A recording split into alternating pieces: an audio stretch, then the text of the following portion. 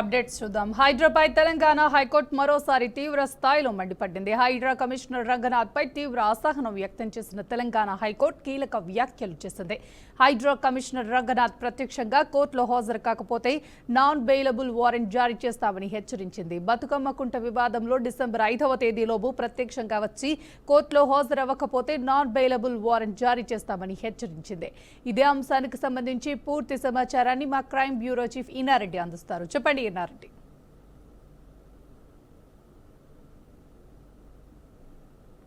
అశ్వియ వర్మ, మనం గమనించవచ్చు హైడ్రా చాలాసార్లు కూడా హైకోర్టు సీరియస్ అయింది. అంటే హైకోర్టు స్టే ఉన్నప్పటికీ కూడా హైడ్రా కొన్ని కూల్చివేతలు జరిగిపోయిన నేపథ్యంలోనే ఈ రకమైన వార్నింగ్ ఇచ్చింది. బతుకమ్మ కుంటకు సంబంధించిన వ్యవహారంలో కూడా అప్పటికే హైకోర్టు స్టే ఇచ్చింది. అయినప్పటికీ కూడా తన పరిధిని దాటి హైడ్రా ప్రవర్తిస్తుంది.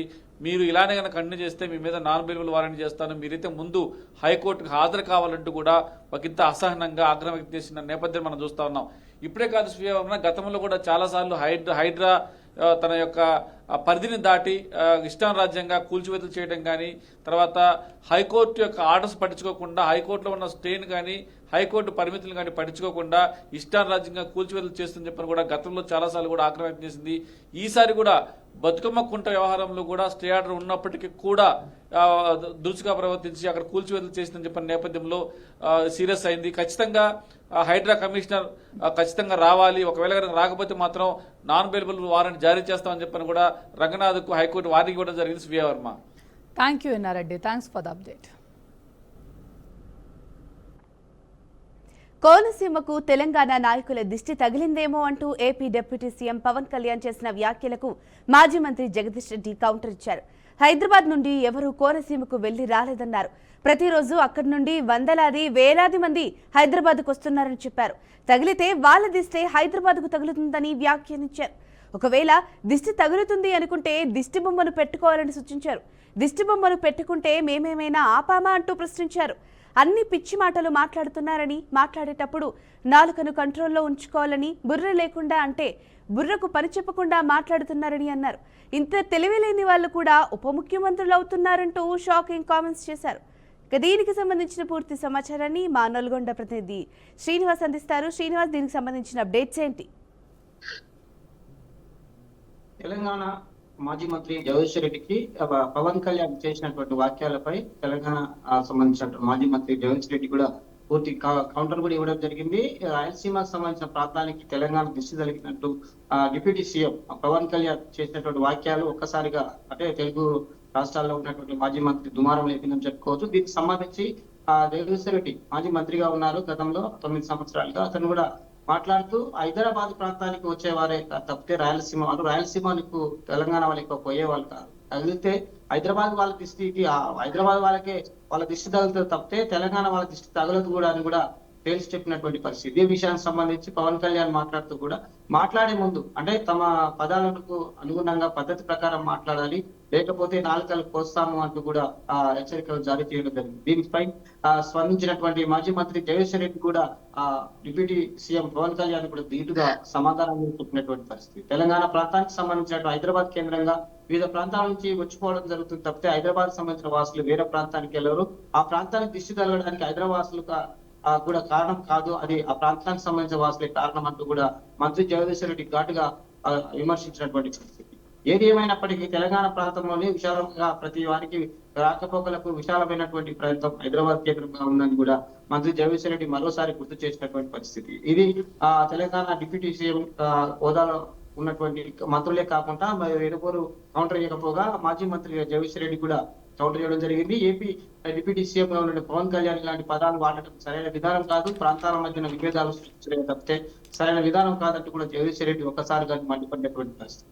ఏది ఏమైనప్పటికీ తెలంగాణలో ఉన్నటువంటి ప్రాంత ప్రజలు అందరూ సమన్వయంగా చేస్తూ ఇక్కడ ఉన్నటువంటి హైదరాబాద్ కేంద్రంగా అన్ని రవాణాలు కావచ్చు అన్ని వ్యాపారాలు కొనసాగుతున్న క్రమంలో పవన్ కళ్యాణ్ చేసినటువంటి వాక్యాలు ఒక్కసారిగా దుమారం లేపిందని చెప్పుకోవచ్చు. ఈ విషయానికి సంబంధించి తెలంగాణ మాజీ మంత్రి జగదీష్ రెడ్డి స్పందించి ఘాటుగా సమాధానం కూడా చెప్పినటువంటి తాజా పరిస్థితి.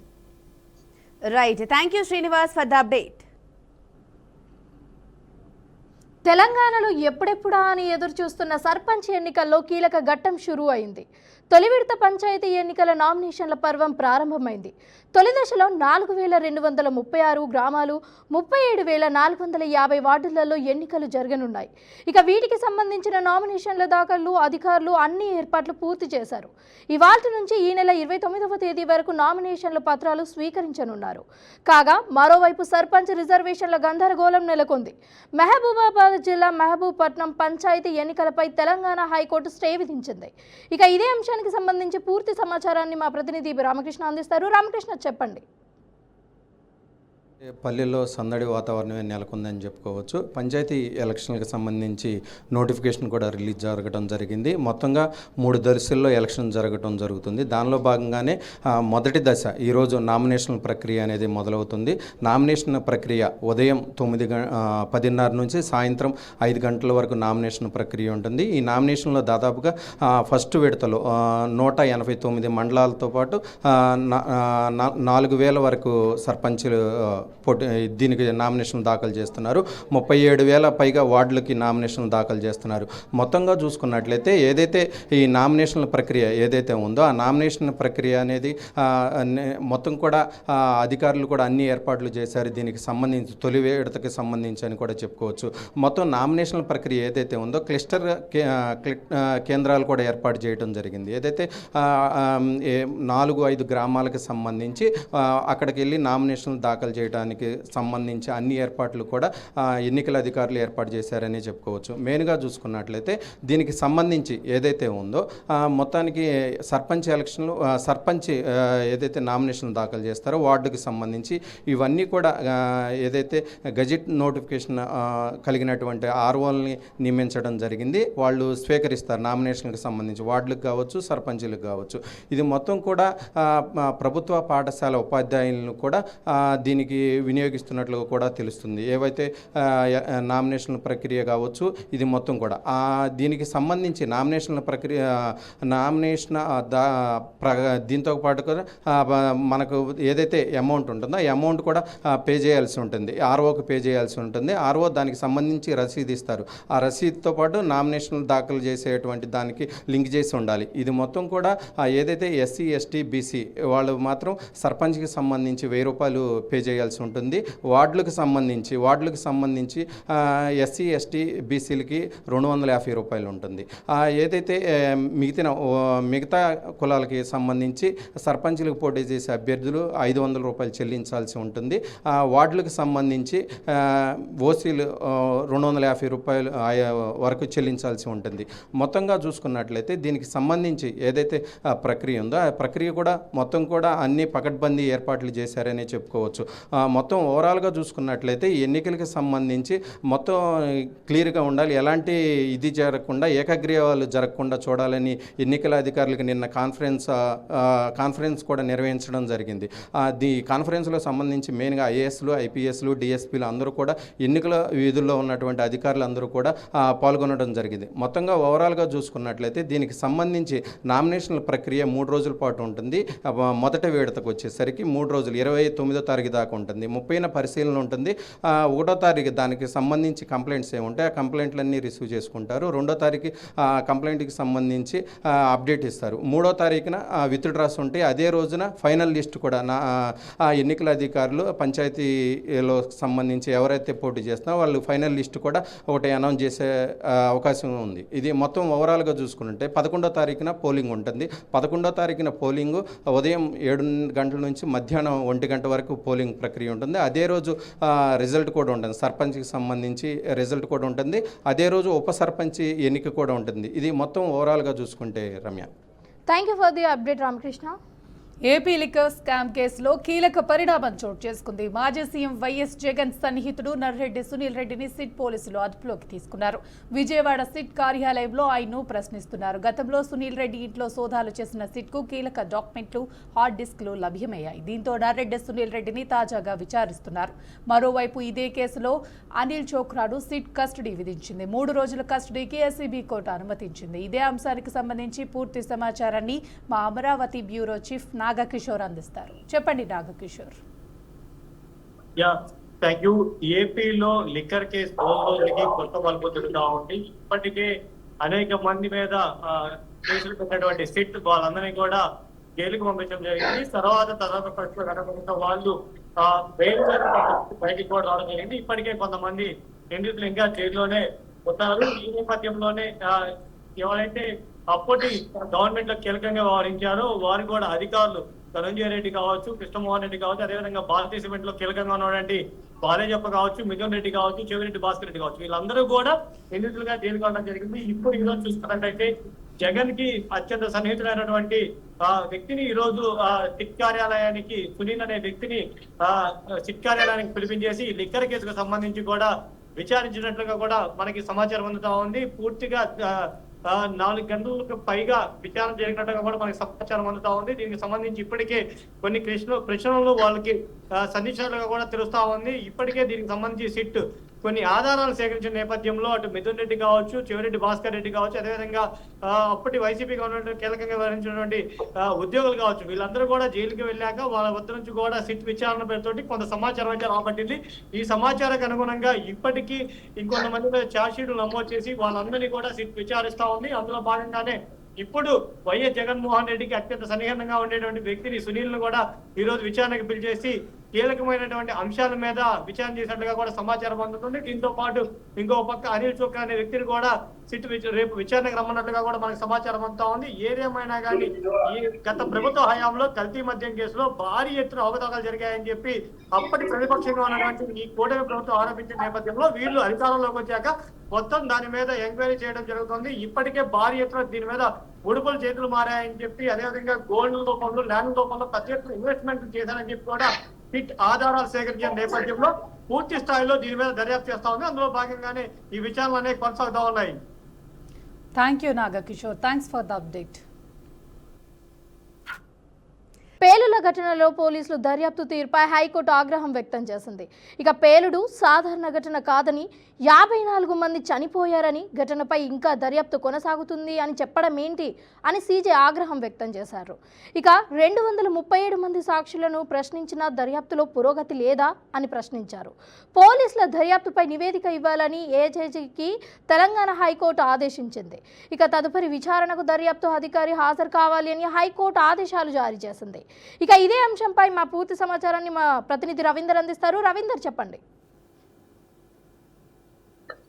ఝాన్సీ, ఏదైతే మెదక్ జిల్లా షికాగోసి ఏదైతే ప్రాంతం ఉందో ఆ ప్రాంతంలో కెమికల్ ఫ్యాక్టరీ అనేది అక్కడ ఎప్పటి నుండో నడుస్తా ఉన్నది. అందులో దాదాపుగా షిఫ్ట్ వైజ్ గా ఎంప్లాయీస్ పనిచేస్తారు. అందులో భాగంగానే ఆ రోజు జరిగినటువంటి ఘటన భారీ ఎత్తున ప్లేనుడు జరిగింది, బ్లాస్టింగ్ జరగడం జరిగింది. ఆ బ్లాస్టింగ్ లో దాదాపుగా 54 మంది చనిపోయడం జరిగింది. 54 మందిలో కొంతమంది బాడీలో దొరికింది, కొంతమంది కూడా అందులోనే దహనమైన సందర్భం తెలిసిన విషయమే. అయితే అందులో దానికి అప్పటి నుండి కూడా కోర్టులో పిలిచి సర్వేషన్ ఏదైతే ఎంక్వైరీ కానివ్వండి, ఏదైనా కోర్టు పరిధిలో ఉండి కోర్టు ఎంక్వైరీ చేయడం, కోర్టుకు హాజరవ్వడం జరుగుతున్నది. పూర్తి నివేదిక ఈ రోజు అందాల్సి ఉన్నది. పూర్తి నివేదిక ఏ మేరకు బాధితుల పక్షాన ప్రభుత్వం చర్యలు తీసుకున్నది, పోలీసు అధికార యంత్రాంగము ఏ మేరకు వాళ్ళపైన ఎంక్వైరీ చేసి ఆ బాధ్యులు ఎవరిని ఎంక్వైరీ చేసి బాధ్యులు ఎవరో తెలిసింది అనేది కూడా ఈ రోజు హైకోర్టులో నిర్ధారణకు వచ్చింది. అయితే అయినప్పటికీ పోలీసు వారు ఇంకా దర్యాప్తు చేస్తున్నాం, ఇంకా పూర్తి విచారణ కాలేదంటే హైకోర్టు జడ్జి గారు ఏదైతే సీజే గారు ఉన్నారో ఆయన పూర్తి ఆగ్రహం వ్యక్తం చేశారు. మీరు చాలా మా చిన్న విషయంగా తీసుకుంటున్నారు. 54 మంది చనిపోతే మీకు అసలు ఇంత కూడా శుద్ధి లేదా? మీకు మీ పర్యవేక్షణ లోపం ఎక్కడ జరుగుతున్నది? ఇంతవరకు బాధ్యులను మీరు ఎందుకు గుర్తించలేకపోయారు? చుట్టుపక్కల ఉన్న ప్రాంతంలో అయితే ముందు వందలాది మందిని మీరు ఎవిడెన్స్ రికార్డ్ చేశారు. మరి బాధ్యులను మీరు ఇప్పటి వరకు మీరు ఎందుకు గుర్తించలేకపోయారు అనేది మాత్రం చాలా ఘాటు వ్యాఖ్యలు చేయడం జరిగింది. అంటే పోలీసు వ్యవస్థ ఎంత నిర్లక్ష్యానికి గురవుతున్నదో, 54 మంది చనిపోతే కూడా మీకు కనీసం ఇంకిత జ్ఞానం లేదా అనేటువంటి భావనజాలతోనే గట్టిగా మందలించడం జరిగింది. ఏ అధికారి పర్యవేక్షణలో ఉన్నది అనేది తెలుసుకుంటే డిఎస్పీ గారి పర్యవేక్షణలో నడుస్తున్నది అనేది మాత్రము కొంత సమాచారం వాళ్ళ తరపున ఇవ్వడం జరిగింది. అయితే 54 మంది చనిపోతే ఒక డిఎస్పీ స్థాయి అధికారిని నియమించి ఎంక్వైరీ చేయడం ఏంటి? అసలు ఎందుకు నిర్లక్ష్యం? ఎందుకు చేయలేకపోయారు? ఎందుకు బాధ్యులను గుర్తించలేకపోయారు? 54 మంది చనిపోతే మీకు నిమ్మక నీరెత్తినట్టు కూడా లేదు, మీలో కనీసం విజ్ఞ జ్ఞానం లేదా చలనం లేదా అన్నట్టుగా ఘాటు వాక్యాలు చేసి వాళ్ళని నెక్స్ట్ డేట్ లా ఏదైతే అధికారులు నాయక ముందు ప్రొడ్యూస్ చేయాల్సిందిగా వాళ్ళ మీద చర్యలు ఉంటాయని చెప్పి ఘాటుగా వ్యాఖ్యలు చేశారు. మొత్తానికి చూసినట్లయితే కదా ఇది కేవలం పోలీసు యొక్క నిర్లక్ష్య వైఖరి అని చెప్పొచ్చు. బాధ్యులను గుర్తించకపోవడం ఏంటి, 6 నెలలు గడిచిపోతున్నప్పటికీ కూడా బాధ్యులకు న్యాయం వేయడం జరిగింది, మనం ఎవరిని గుర్తించాం, ఎందుకు ఇంత నిర్లక్ష్య వైఖరి అనేది కూడా కోర్టులో ఈ రోజు ఘాటైన వ్యాఖ్యలు చేయడం సీజే గారు. మొత్తానికి చూసినట్లయితే కనుక నెక్స్ట్ ఎపిసోడ్ లో ఏమి పోలీసు అధికారులు ఎవరి బాధ్యతలు తేల్చబోతున్నారు, ఇప్పటి వరకు తేల్చింది ఎవరిని, రేపు ఎవరిని చూపెట్టబోతున్నారు, ఎంతవరకు రేపు పొద్దున బాధితుల పక్షాన ప్రభుత్వ యంత్రాంగం నిలబడబోతుంది అనేది కూడా మనం చూడాల్సిన అవసరం ఉన్నది. మొత్తానికి కూడా సీజే గారు అయితే ఈ రోజు ఘాటైన వ్యాఖ్యలు చేశారు. ఆ కెమికల్ ఫ్యాక్టరీ ఎవరైతే నిర్వాహకులు ఉన్నారో మీరు గుర్తించలేక ఆ ఇన్సిడెంట్ ఎట్లా జరిగిందో తెలియకుండా మొత్తం డిఎస్పీ ఆధ్వర్యంలో మొత్తం బృందం అంతా కూడా కోర్టుకు హాజరై వివరణ ఇవ్వాల్సింది కానీ ఘాటైన వ్యాఖ్యలు చేయడం జరిగింది. Jhansi the update.